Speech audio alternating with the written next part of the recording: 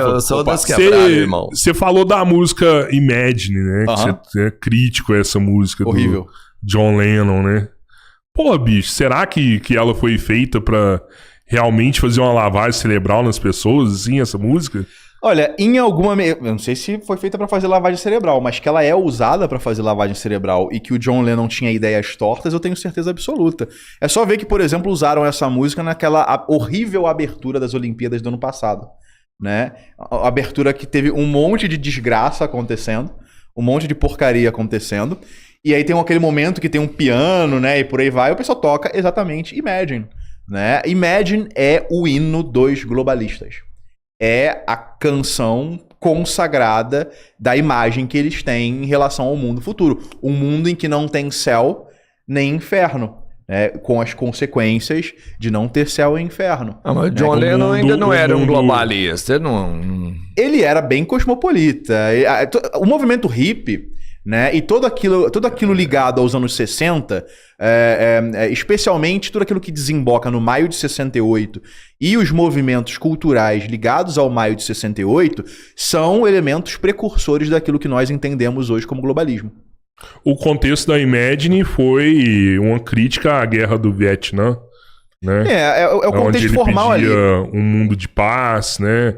Onde não tivesse essa briga de religiões também, né? Um mundo sem religião. Mas tudo isso é parte da natureza. A guerra, sempre vai ter guerra. Sempre vai ter guerra. É da natureza do homem. É da natureza humana. Né? Então, assim, a paz perpétua só pode ser instituída pela tirania, né? E também pela desumanização do homem.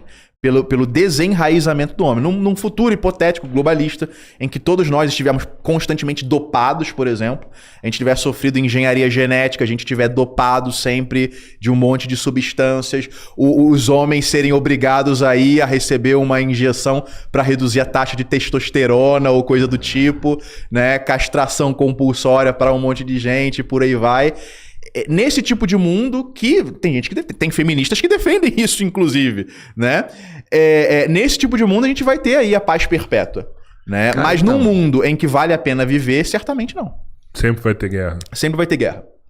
Guerra, como disse Heráclito, é de todas as coisas pai. Como assim? Explica isso aí. Qual que é esse pensamento? Tudo surge a partir do conflito. Né? Conflito não apenas num sentido entre estados, entre nações e por aí vai. Se a gente pensar a própria maneira como a natureza da realidade está estruturada, com átomos se chocando, se separando e se fundindo e por aí vai, tudo isso é conflito num nível molecular. Também num nível... como é que os estados surgiram? E, portanto, surgiu a civilização? Exatamente através da guerra, através do conflito.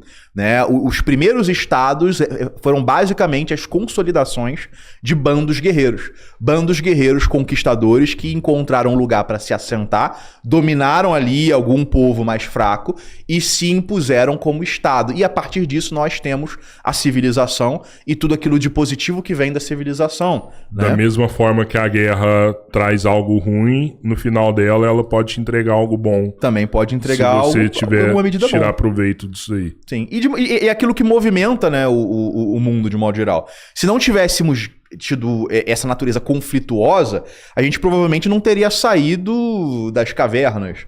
Tá entendendo? O Homo sapiens não teria ganhado. Cara, é muito maluco e cruel você virar e falar assim, eu sou a favor da guerra, velho. Em alguma medida é isso aí. Veja só, o impacto... Existe uma associação, né, entre o consumo de carne e a questão da agressividade, né? A questão da testosterona e por aí vai. Por causa da proteína animal, etc, etc. Mas o momento em que o homem começa a se alimentar de carne é também o momento em que se verifica um maior crescimento do cérebro, né? Eu tô me referindo aqui aos hominídeos, né? Não o Homo sapiens tal como a gente... o Homo sapiens moderno. Mas quando os hominídeos começam a se alimentar de carne, é também o momento em que eles têm um maior crescimento cerebral, maior desenvolvimento cerebral, e isso é acompanhado também por uma certa taxa de beligerância. É só a gente pensar aí que entre os outros primatas que são relativamente mais próximos do ser humano, qual que é o relativamente mais próximo? É o chimpanzé. E o chimpanzé é um animal tribal e guerreiro. Existem guerras formais, praticamente, entre bandos diferentes de chimpanzés, né? E aí você compara, por exemplo, o chimpanzé com o bonobo.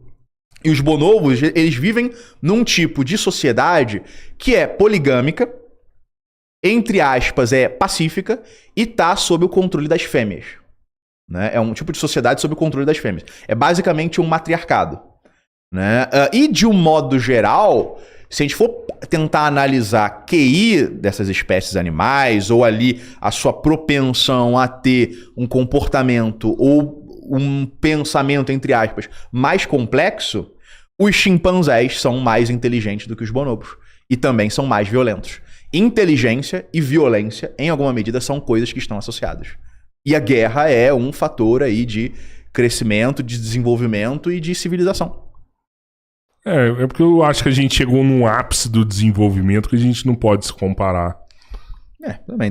Então, eu acho estranho até hoje. Por exemplo, a gente vê a Ucrânia e a Rússia, Israel, né, fazendo toda a sua força ali contra a Palestina.